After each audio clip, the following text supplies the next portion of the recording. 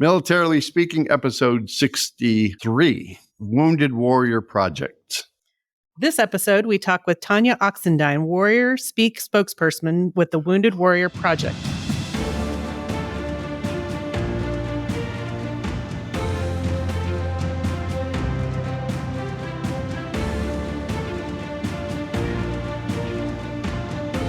Welcome to Militarily Speaking, brought to you by Armed Forces Bank. This is Tom McLean, and I'm with my wonderful co-host, Jodi Vickery, who is not celebrating a birthday today.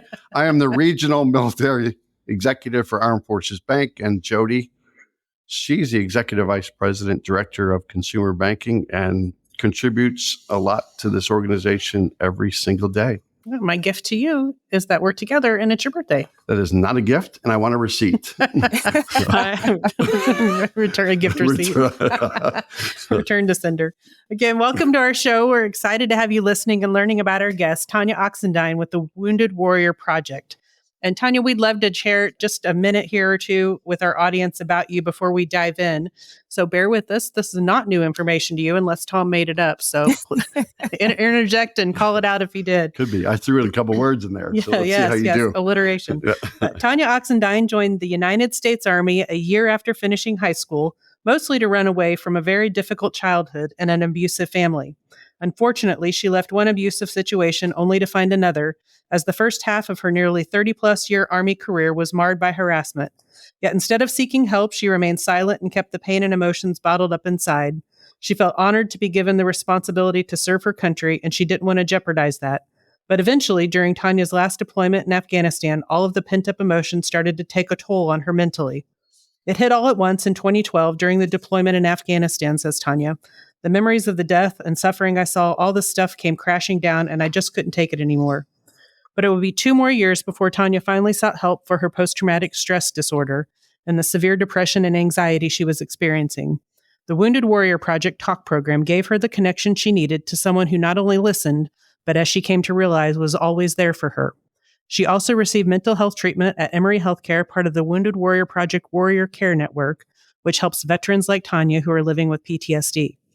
Before I found Wounded Warrior Project, I was really, really bad off, says Tanya. I felt like I was in quicksand, like something was just pulling me under. But my talk counselor, Seneca, gave me a glimmer of hope to just kind of keep holding on to that rope, like a lifeline he was throwing to me. Eventually, they got me out of what was quicksand to where I could go on with my life. And today, Tanya's passion is helping other veterans out of that quicksand through fitness and nutrition and by sharing her powerful story. Her goal is to help other warriors realize that they, too, can overcome the debilitating symptoms of PTSD.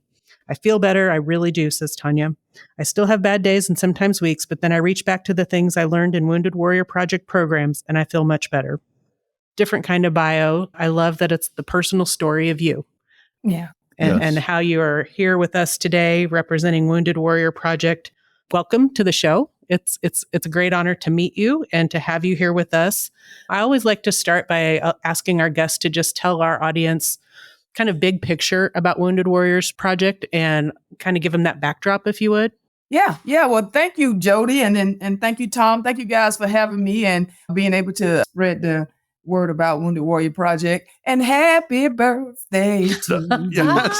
Happy birthday. Wow. To you. Happy birthday. Happy birthday. Love it. All right, thank you for joining us today. We just had a podcast. That ends our show. He's going to make that his ringtone on his phone, I bet. Yeah, record that and send it to me. That was priceless. Yeah. Well, that's a great way to start off, is talking about Wounded Warrior Project and who we are. We always say that every warrior has a next mission, right? And we know that for our warriors, that transition life to civilian life is really a journey, and is different for every warrior. It's different for every family member. And all those journeys look different. Wounded Warrior Project started back in 2003 as this small grassroots effort. And we started off by just giving simple care items and comfort items to the hospitals, to the bedside of those who came back from the wars of Iraq and Afghanistan, to those who were first wounded. And I tell you, it's been 20 years, right? And 20 years later, it really puts a smile on my face. And I'm grinning so hard right now. I know the audience can't see me. I can eat a banana sideways. Yeah, because I'm writing that one down. Yeah, because it's even 20 years later, we're providing the needs for our warriors. Although that's evolved from just only the simple backpacks, because now we have so many services and programs today that service our veterans, that services our military warriors, programs for mental health and to physical health, career counseling, along with our advocacy programs. We get to improve the life of millions of warriors and their families every day. And it just means so much to us to be able to do that. I will totally vouch for the smile. I actually had written down smile and circled it before you talked about eating bananas sideways because I was going to comment on it. It's quite infectious. I wish our audience could see it. I didn't know you could eat it any other way. And I use corn on cob, banana, you name it. Yeah.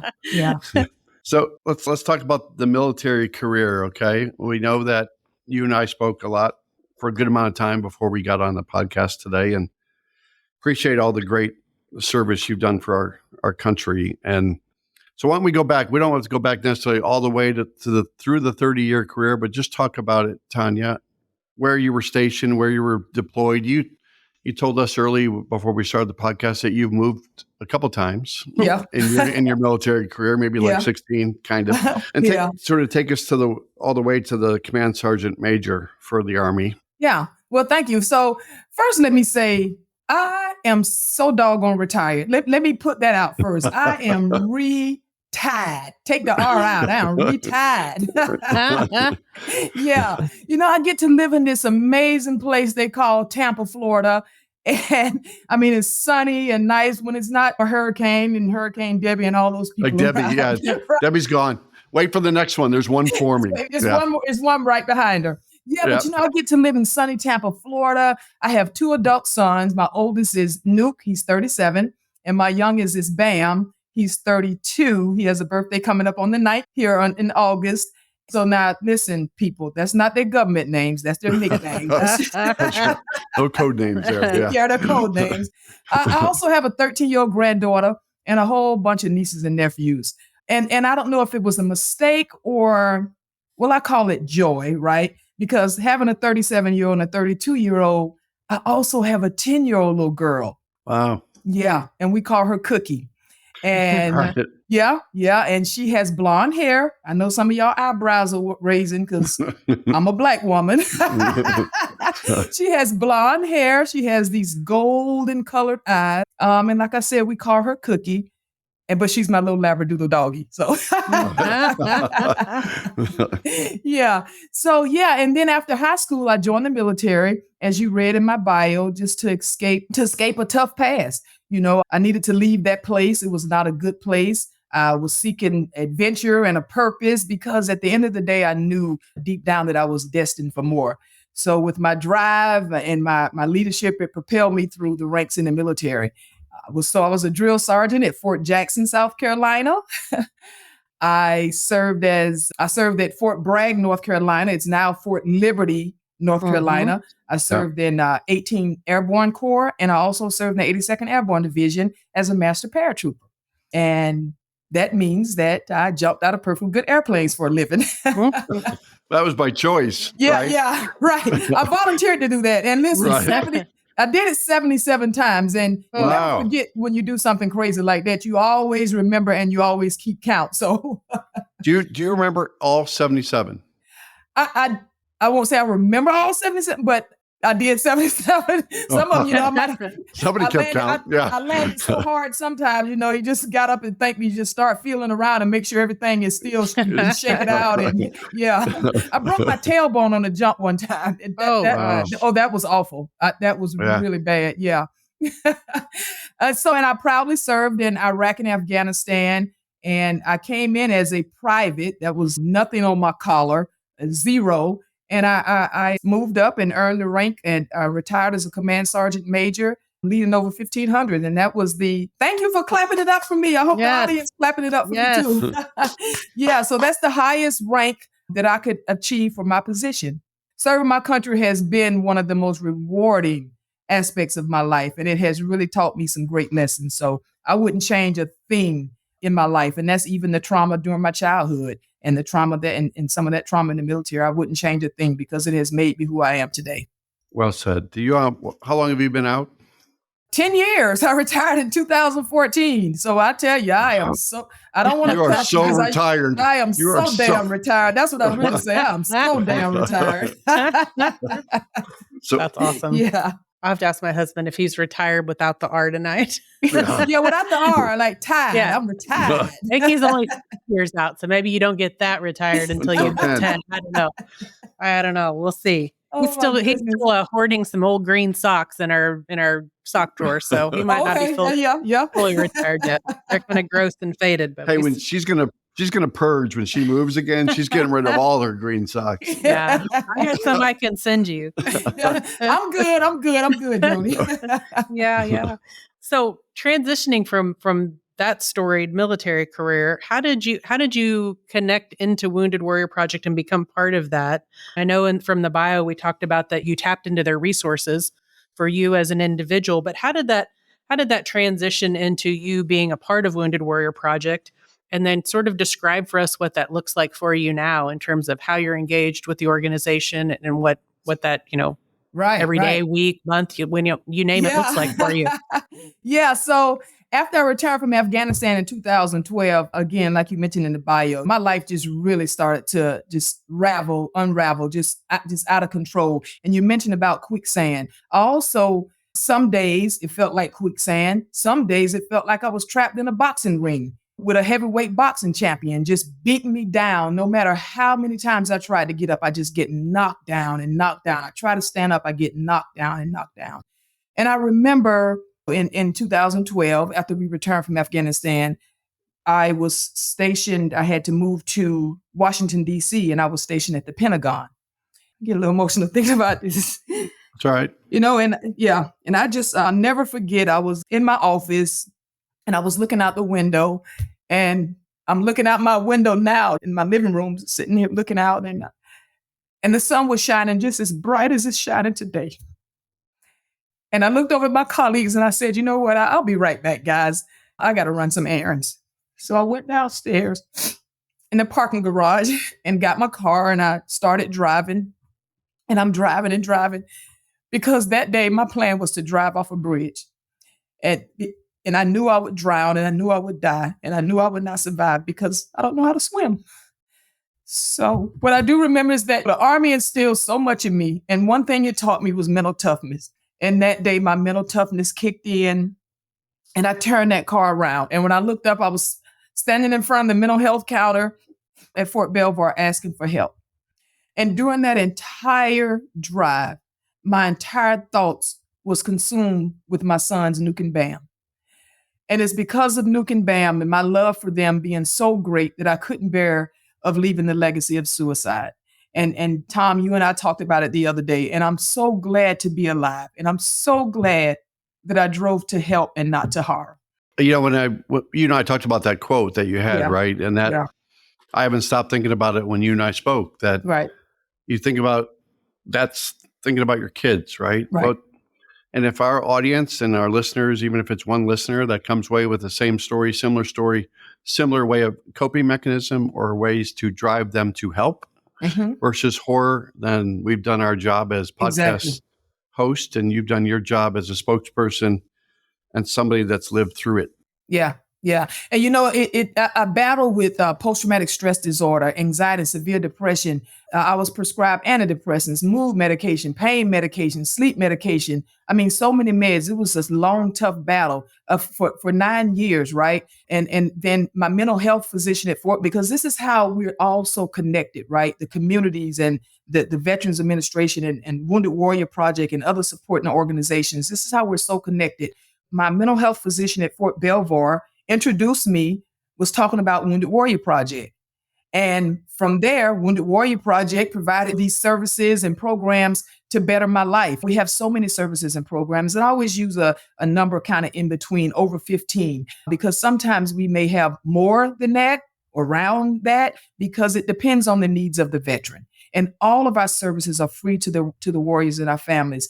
And like I tell everyone, there are three things that I like to talk about Wounded Warrior Project. We have so many programs, but the three that really helped me out. One was our physical health and wellness program, our Carry Forward program. That's a 5K walk run. And it's hosted in 4 cities around the United States, in Jacksonville, San Diego, San Antonio, and Nashville. And we also do it virtually. And we get together, just hundreds and sometimes thousands of people, along with our local communities and participants, the warriors, Wounded Warrior Project staff, and we all come together and we get out there and we do some physical health and walk and run on this Carry Forward. And that's to carry the mission forward with that.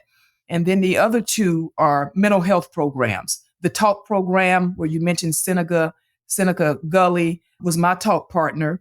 And that's a non-clinical program where you get a phone call every week and you're connected with a support person from Wounded Warrior Project that connects with veterans and their families. And you just talk through various issues and your goals and what you want to do. And I was part of the Talk program and the Warrior Care Network program. Now that program, along with so many others, was really influential in my healing.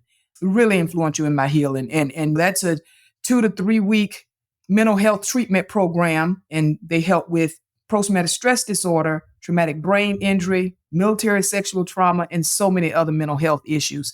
Again, and it's tailored for the specific needs of our veterans and their care, because all of us have a unique journey. You talked about those on the physical health side, the 4 or 5Ks. Do they all take place on the same day? They don't take place on the same day, different days and times around with those 4 host cities. So we have 4 host cities, like I said, Jacksonville, San Diego, San Antonio, Nashville. Then you can also do it virtually. And again, all that can be found on our website at woundedwarriorproject.org. And that's our volunteer program where people in the community can volunteer to, with our Carry Forward. Those wouldn't be bad host cities to visit. Yeah, right. Yeah. A road trip. And you talked about traveling. So I travel quite a bit as a spokesperson for Wounded Warrior Project. And that's because they've helped me so much. In the beginning, I volunteered for about 3 years with Wounded Warrior Project as I was getting treatment and that, because it's just such a wonderful organization. But I believed in this organization so much so that I decided to come out of retirement and I did. And to go to work for them as a spokesperson. And I've been with Wounded Warrior Project out of retirement now for about 2 years. And I get to travel the world and share my stories as an outspoken advocate for veterans, for mental health, for physical health, for military sexual trauma. And I travel an average about 6 to 10 days a month, maybe a little bit more. Wow. That's a lot. Yeah. So next month I think I have 7 or 8 trips. So I'm going to Miami, California, Illinois, and a few states in between. I was going to ask you how far out is your schedule planned in advance? Do you have it till like the end of the year now, or is it not? I do, but we have, again, you can go to if anyone would like, we have 11 speakers, spokespeople for Wounded Warrior Project, not including our national campaign team. But again, if someone listening would like for any of us to come out and speak at their organization to spread awareness about Wounded Warrior Project, again, to go to the website, woundedwarriorproject.org. It's just an amazing organization, just, again, over 20 years providing programs and services for our veterans that definitely have earned that, right? Because that's our mission, is to empower our veterans. When I reached out to you too, it was sort of just a cold call, if you will. And next thing you know, nobody knows who Militarily Speaking was at the time. And the next thing you know, you showed up in our life, and we're pretty thankful for that. Yeah, so, we are too. Yeah. There's a hashtag out there, right? You're pretty social media savvy, aren't you, Jodi? Yes, a little bit. Yeah. But Jodi, I'm going to need you to come post some stuff for me on my social media then. No, I'm too busy managing my kid. I know, that's right. So maybe I just stumbled across this. There's a hashtag combat stigma. Mm-hmm. You want to tell our audience about that? Yeah, well, just like you were mentioning, it's a social media campaign or movement or just a campaign to reduce the stigma associated with mental health. Early on, before I started talking about mental health and stuff, because again, I could talk not all day, but everyone has a story. And my story is part of that stigma as well. in our community, the Black community, being a Black female, we don't talk about mental health, especially growing up. Didn't talk about that now, talk about that then.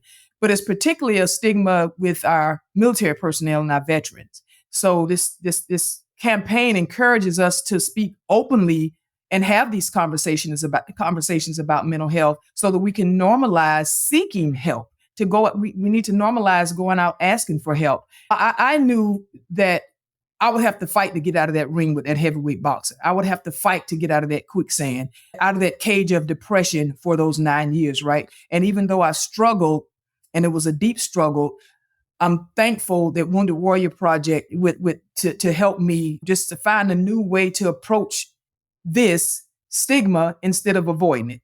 And I get to do that by speaking, going out and speaking and advocating for our veterans and just talking about mental health. It helps strengthens my mental health. And it's because of the physician at the VA. It's because of the talk program with Seneca Gully. It's because of the Warrior Care Network team that I'm able to share my story. I usually say and tell people when I'm out that there is a better life and life is worth living. It's worth living. And this is how we have, and if I have to be the one, because I ain't scared no more, y'all. I'm not scared. I'm not. I will get out and I will speak up and I will speak loud to combat this stigma of not talking about mental health. It's okay. And I'm going to continue to fight for my mental well-being and for that of others by doing that. So when we started, I wrote down the word smile, right? I shared that. I just wrote down powerful. You're a pretty amazing person. And we're just a few minutes in here. So, yeah. So based on all that, and clearly you're a super genuine, authentic, you're willing to share your story as you mentioned, and you've shared with us. Could you talk to our audience about that journey in the military, specifically as a woman, as a female in the military, especially as you rose through the ranks to the most senior enlisted position there as Command Sergeant Major, and what that was like for you? Yeah. What do they call it? I was wet under the ears when I came in. Yep. Yeah. But, I was, when I got in, I knew from day one when they started fussing and telling us to get on the bus and pick your bags up. I knew that was for me, coming from the background I grew up in. But I tell you, I was a fit, lean fight machine. I was a go-getter, is what we call a fast tracker, meaning I was getting promoted faster than a lot of my peers, and I was being selected for higher positions. And I'll tell you, part of my success is because I was like I said, a brand new private, but I took the advice of Sergeant Tammy Rice. I will never forget Sergeant Tammy Rice. And she said, you better write it down. and yeah, so I wrote down aggressive goals for myself for promotion and goals just to excel as a leader. And I'll tell you 4 of them that I wrote down and I still have them. And one of them was number 4 was to go to the gym twice a day and run on the weekends because I wanted to be in tip-top physical condition, right? Because in the military, we have one mission. Well, we have more than one, but our main mission is to fight and win wars. So I wanted to always be in tip-top physical shape and to stay ready. My 3rd one was to stay current on regulations and the responsibilities of my job because I wanted people to count on me to get the job done. And my 2nd one was to always exceed the standards. And my 1st one was to choose the hard jobs that no one wanted. To go to drill sergeant school, to go to airborne school, to get assigned to the best division in the Army, the 82nd Airborne Division. Yeah, because I wanted to lead soldiers and I wanted to lead by example. And I tell you, still to this day, I take important notes and I set aggressive goals for myself. While I'm not an expert and I will not be on anybody's Olympic team in anybody's near future, but I did learn to swim. So I learned to swim. I set that goal for myself and I learned to swim. Yeah, I was just determined to be the best leader possible. And a lot of times when I say I earned the highest rank and people once they realize my role in the military, my most common question I get asked is, what's your formula? What's your secret? What's your cheat code? There's not one. You just got to be authentic. You got to be credible. You have to be empathetic. You have to empower others. That's what we do at Wounded Warrior Project. You have to be a role model and take care of people. And that includes being stern and hard, but fair, right? Yeah. And you guys mentioned that I grew up in some hard and unaccommodating situations. We were poor on food stamps, welfare. My mother was a single parent of me and my brother. And just joining the military was really one of the best things that ever happened to me. And I served mostly in male-dominated units as a drill sergeant, as a paratrooper, and even on my deployments. And I was the only Black female as a senior leader in most meetings and just with my peers and things like that. And I excelled in my career, but I felt very isolated. I felt like there was no room for error. I felt like it was more pressure to succeed.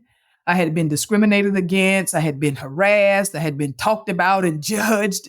And not one of my peers, especially as I became a senior leader, not one of my peers looked like me.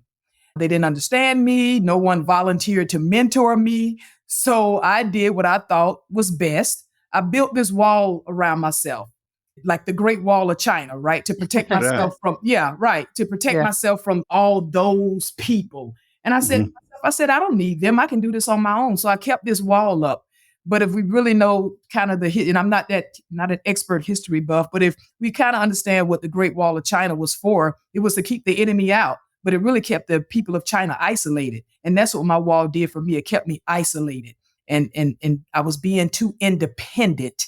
And I had to figure out that the definition of being independent means to not be influenced by others. It means doing it by yourself. So then I had to learn interdependence and being part of a team. And while some of my peers and leaders, they did treat me badly, it was so many that did not treat me badly. It was so many that did not treat me badly. And all I had to do was reach out to ask for help. And just learning lessons, and thank goodness I reached out this time at the right time. And that's why I'm still here. Leadership is not about ruling people. It's about presenting yourself as someone who people can follow for guidance. And that's what I've learned over my just years of being a leader. It's about winning the hearts and minds of people to follow your vision. It's about teamwork. It's about interdependence. It's about accepting the good, the failures, and the rewards. It really is. Leadership is not a position. Leadership is a choice. And if part of that choice is being part of a team, it really is. And that's, again, another reason why I choose to be a part of Wounded Warrior Project, because we are a team that's helping so many warriors and their family members. Hey everyone, if you're looking for a little extra financial flexibility to take the family on a vacation, tackle that home renovation, or just get through the ups and downs of military life, we've got some great news for our military listeners. Absolutely. Armed Forces Bank offers access loans that are perfect for handling life's unexpected expenses, consolidating debt, or even making that big purchase you've been thinking about. And with our fast approval process, you can get the funds you need quickly and easily without all the hassle. At Armed Forces Bank, about 75% of our team is affiliated with the military, so we understand your unique needs. We've been supporting military families for over 100 years, and we're here to help you take control of your finances.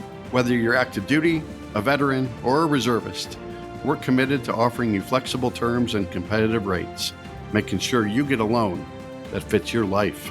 So if you're ready to take that next step, head over to afbank.com or visit a branch near you.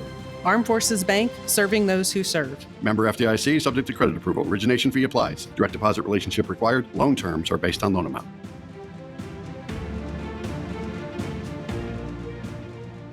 She talks about writing down goals, right? Mm-hmm. And you think about, if you don't have goals, you don't know where to go. And if you're stuck in quicksand or in a boxing ring, right?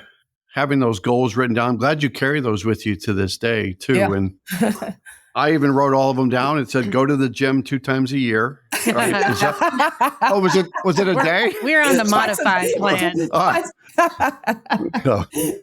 No, I appreciate you telling our audience about what it meant to be a woman in the military and some of the challenges that you had to experience and that you overcame them and you found ways to overcome them. But I think some of the reasons why there's so many different organizations out there supporting veterans is that sometimes they just don't know where to go. Right. They don't know what help to get, what's available to them. Mm-hmm. And Wounded Warrior, I mean, Jodi and I have heard about your organization probably since 2003 because you do a great job promoting your brand. Yeah. And getting the right spokespeople to promote who you are. So you're almost a household name. But I have to believe that it's still a place where it's very broad, right? And the whole environment is broad about what to select. So how do you help an individual wounded warrior sort of tap into the right resources, the right people, the support system to ensure that they don't lose what all that's available out there for them, right? So how do you keep them centered? How do you keep them focused? And like you said, there's anywhere from physical health, mental health to care programs, but how do you keep them focused on how you can help them? Yeah.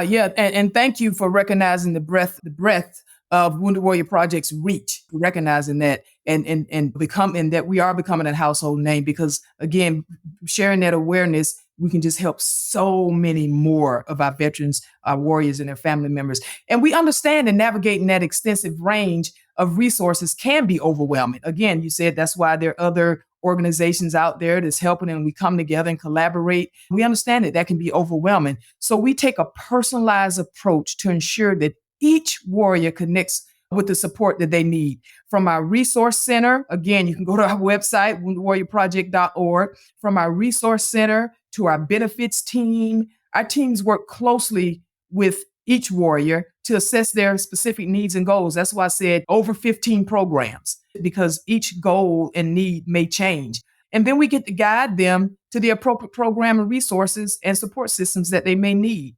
We get to focus on building strong teams and building strong relationships with our local communities, with our donors and our supporters, such as yourselves, so that we can make sure that no warrior feels lost or overlooked, and that they can receive the tailored, and I say tailored, that's a good word. Right. Yeah. The tailored, necessary assistance that they need for their unique journey. It's not a cookie cutter. It's personalized, it's customized. Yes, sir. And it's... Yes, sir. It is. Yeah. And well as of this month, we've served over 207, almost not over, because I think it's 269. So we're close. Nearly 270,000 warriors and their families.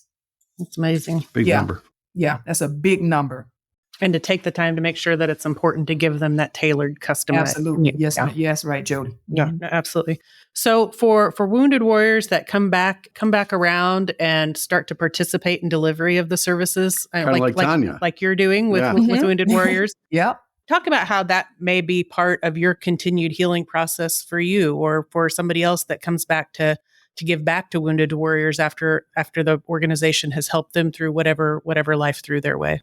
Right. So we find that wounded warriors come back around to help facilitate services for others. Like, it becomes this powerful part of their continued healing journey. It becomes so powerful. And warriors do that through our peer support groups. They do that through one of our programs called Project Odyssey. And that's a 5-day mental health retreat program where warriors that have post-traumatic stress disorder or other invisible wounds, we help them. That's a retreat that opens them up to just new experiences, to develop their coping skills and their communication skills, again, so they can achieve those personal goals to make lifelong positive changes. And that's our Project Odyssey program. We also have a program called Soldier Ride. And that's fun. Again, something physical, right? It sounds fun. Yeah. So we get all these bikes. We get incumbent bikes, again, tailored for each veteran, right? For each warrior. And that's a multi-day riding event that just helps warriors build their confidence through shared physical activities. And we get to bond in a supportive environment. And we say that warriors never ride alone. We move forward together as a unit, just like we did in military service. Yeah.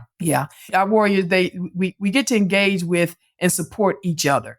And when we do that, like now I just get chill bumps. It allows us to find a renewed sense of purpose and connection. And that's something that we kind of lose when we transition out, that sense of belonging, that sense of depending on each other. That's essential for our healing process. And, Helen Keller said, alone, we can do so little. Together, we can do so much. And I just love that. Oh, that's that a good quote. one. Yeah. So people visit your website. We'll say it again, right? www.woundedwarriorproject.org. There's a plethora of information out there, right, Jodi? Plethora? That's Tom's favorite word. A whole lot. Yeah. Just say a whole lot of. There's a whole lot of information. whole lot of plethora. Tom feels super smart when he says plethora. If it's multisyllabic, I'm going to feel smart. Yeah. All right. So as they go out there, certainly they're going to find a lot of information out about your organization. But are there ways that people can donate, volunteer, certain areas you want to point our audience that might be beneficial for them to zone in on something where it might be good for them to sort of follow their heart, follow their lead? Yeah. So when people visit our website, again, as you mentioned, woundedwarriorproject.org, they'll find the plethora. Let me not try that big word. They'll find a whole lot of information about our mission, our program, and our services for our warriors and their families. And they can learn just various ways on that website. They can learn so many ways that they can assist our warriors in their recovery journey, just mental health and physical health journey. There are also some clear options on how to get involved, whether it's like our volunteer program with Carry Forward, the 5K, or whether it's through donations or participating in events. The website it provides easy to follow steps so that they can make a meaningful contribution. Again, whether it's donations, volunteering, or participating in a event. And also, I think you asked about someone being interested in becoming a speaker. Yeah. If they look at the site, it outlines how a warrior can share their story to get involved in advocacy or outreach efforts with Wounded Warrior Project, because we are always looking for passionate individuals who want to inspire others and help amplify the voices of our nation's heroes.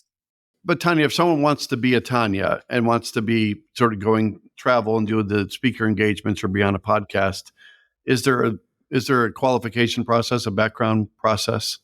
What they can do is go to our website for where we employ our veterans at Wounded Warrior Project. Now, before I talk on that, we also have, again, if they go to the website, woundedwarriorproject.org, we have a program for employment called Warriors to Work.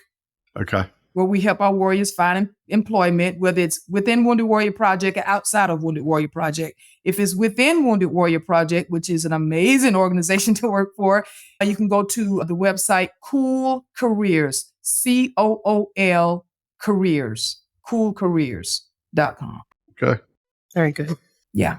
So I feel like I'm backtracking a little bit back into the earlier part of our conversation, but I want to ask about maybe some specific kind of services that you might find. I think it's easy for folks in our audience to wrap their head around somebody that's in the wounded warrior community because of a physical injury, and I think they can maybe understand some of the mental injuries. I'll say it that way. That might not be the right way to say it, but I would think that you'd probably also have folks that had no physical harm necessarily to themselves, but they survived when their buddies didn't. And that's a different kind of, I think, mental injury or emotional injury. Right. And how do you help warriors that kind of might be in that mode? And how do you help with really a holistic approach to their healing process? Yeah. You meaning like survivor's guilt? Yeah.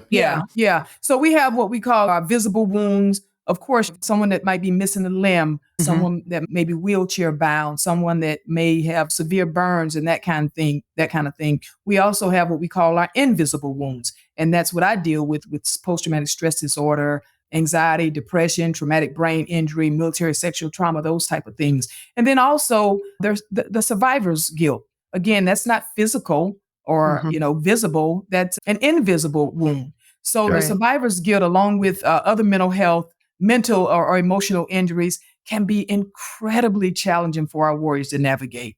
So at Wounded Warrior Project, we recognize that healing is not just about dressing the physical wounds, but also supporting the whole person.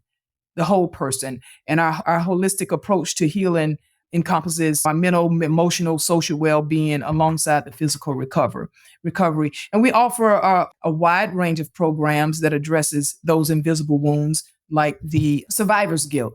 I mentioned earlier, our talk program, our peer support programs, and just so many other mental health programs. And we just focus again on building community connections and providing the tools, the warriors, the tailored to those warriors so they can regain a sense of purpose.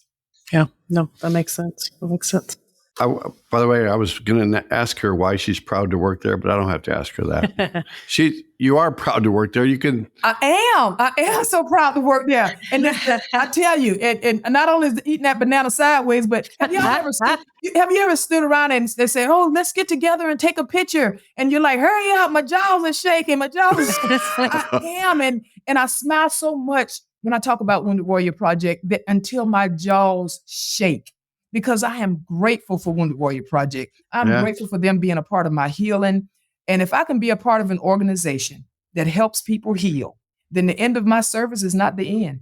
I just get a fresh start with a new team. I'm 58 years old. I'm not a Leo. I'm an Aquarius, born in February, which are the best. But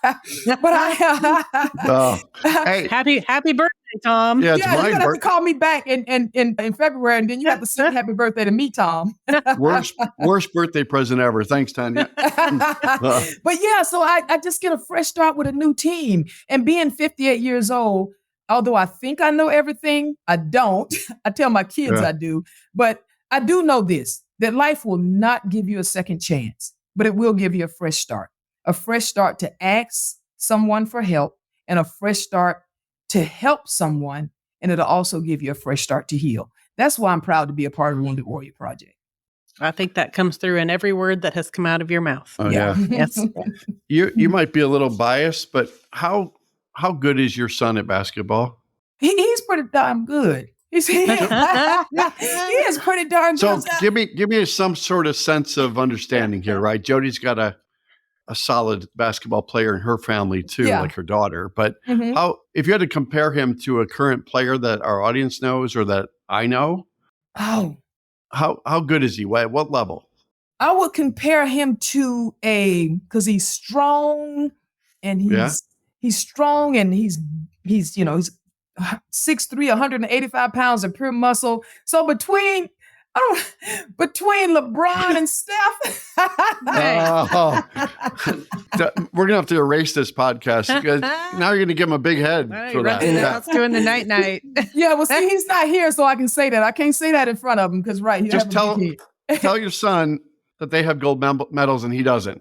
Okay. Well, that's true. That's true. Yet. He's pretty good. He's got a level head.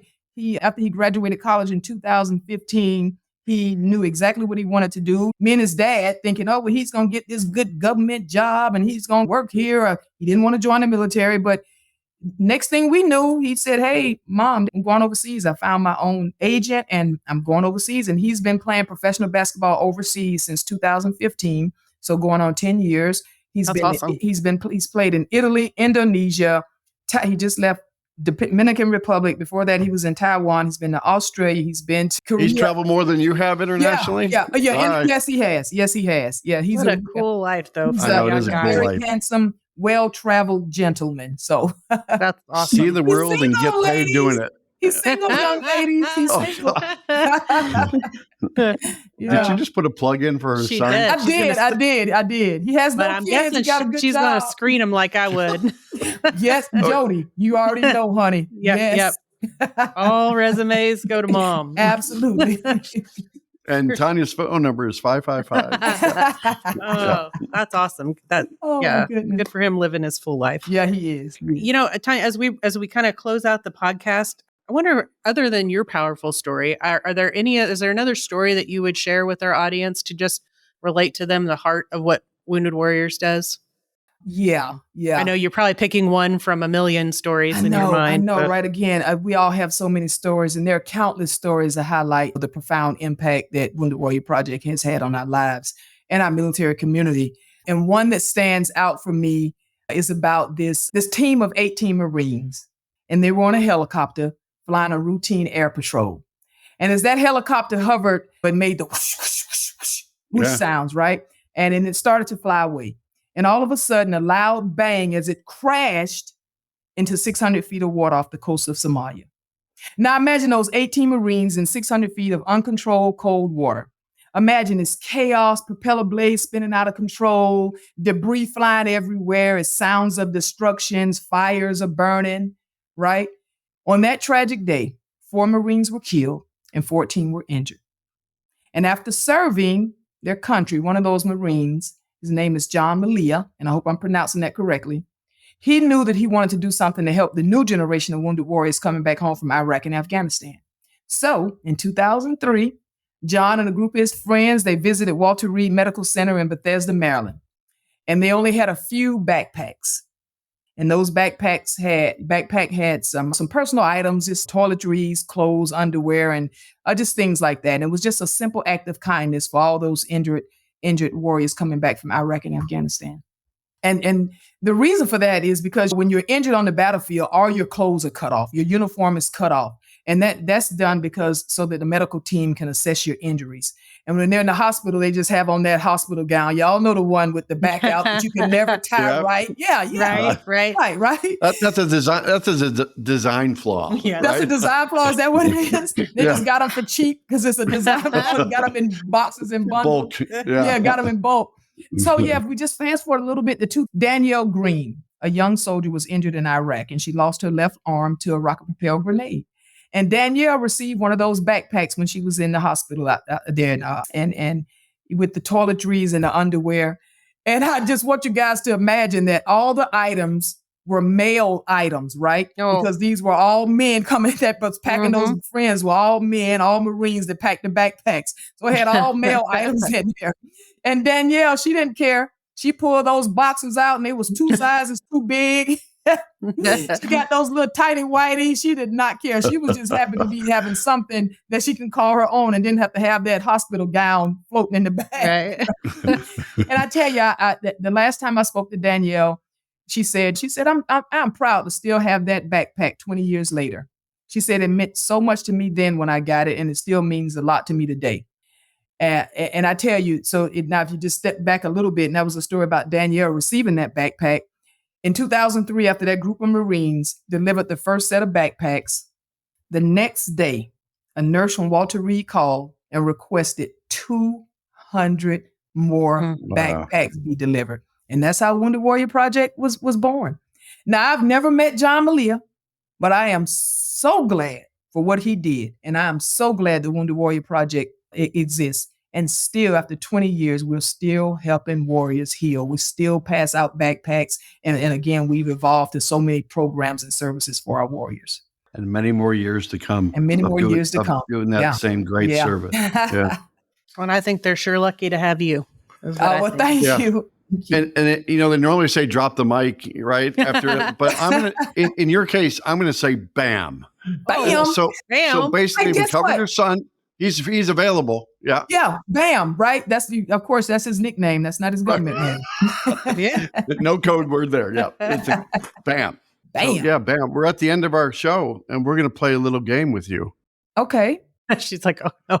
Okay. I think she's gonna say, "Oh, reception's going." Now yeah.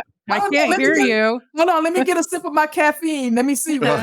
It's super painless as a game, as far as games go. It's called the Military Minute. We rather like it. So every podcast episode, we have a trivia question that relates either to the podcast episode or something about our guest. But she said, "Uh-oh." But last time, so we got to deal with our last episode and the question we asked about our last guest. So if you know this one, you can answer. I would never, ever know this in a million bajillion years, but Tom's a friend of Google. So the question about our last guest, who hailed from Philadelphia, was, what was the original name of Philadelphia? Never in a million years. Oh my goodness. What was the original name of Philadelphia? Don't Google it. Like if don't you ask say it, hands up. Right. You say it, you can drop cheese. Oh, good. Rocky. Cream cheese. Yeah. It was not cream cheese. It was, hold on, it's Shaq-a-Maxon. What? That sounds like, that makes me think of Shaq. They're just talking about basketball. You're thinking of Shaquille O'Neal? Shaq-a-Maxon, apparently. And then there's a guy, Maxey, that plays for the 76ers. So maybe I was duped. Shaq-a-Maxon. According to Tom, the original name of Philadelphia was Shaq-a-Maxon. So if you and our audience figured that out and you put that on our last podcast drop, watch for your name to be selected to enter $50 for you and $50 to a charity of your choice. And this week's Military Minute is about Wounded Warrior Project. So you cannot answer. You're probably going to know, but you cannot answer. I think she'll know the answer, don't you? She probably will, yeah. But she can't answer.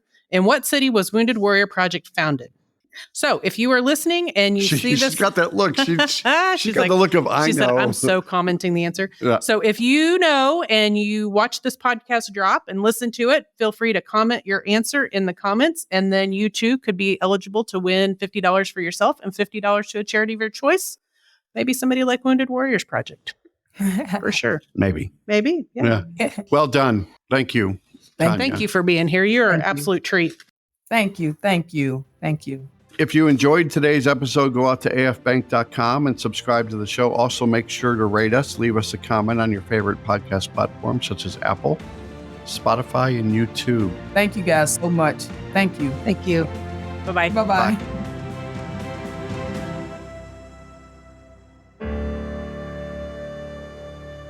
Copyright Armed Forces Bank, member FDIC, equal housing lender. All non-Armed Forces Bank-owned apps, websites, company names, and product names are trademarks or registered trademarks of their respective owners. Their mention does not imply any affiliation with or endorsement by Armed Forces Bank of them or their products and services. They are merely used as examples of the many available apps, companies, and websites that offer similar services. Before using any app or website, you should carefully review the terms of use, data collection, and privacy policy. Apps may have an initial cost or in-application purchase features. This information is general in nature and is not intended to be legal, tax, or financial advice. Although Armed Forces Bank believes this information to be accurate, it cannot ensure that it could change. Statements or opinions of individuals referenced herein are their own, not Armed Forces Bank. Consult an appropriate professional concerning your specific situation and respective governing bodies for applicable laws, such as IRS.gov for current tax law. Armed Forces Bank, the Armed Forces Bank logo, and the Militarily Speaking logo are registered trademarks of Armed Forces Bank.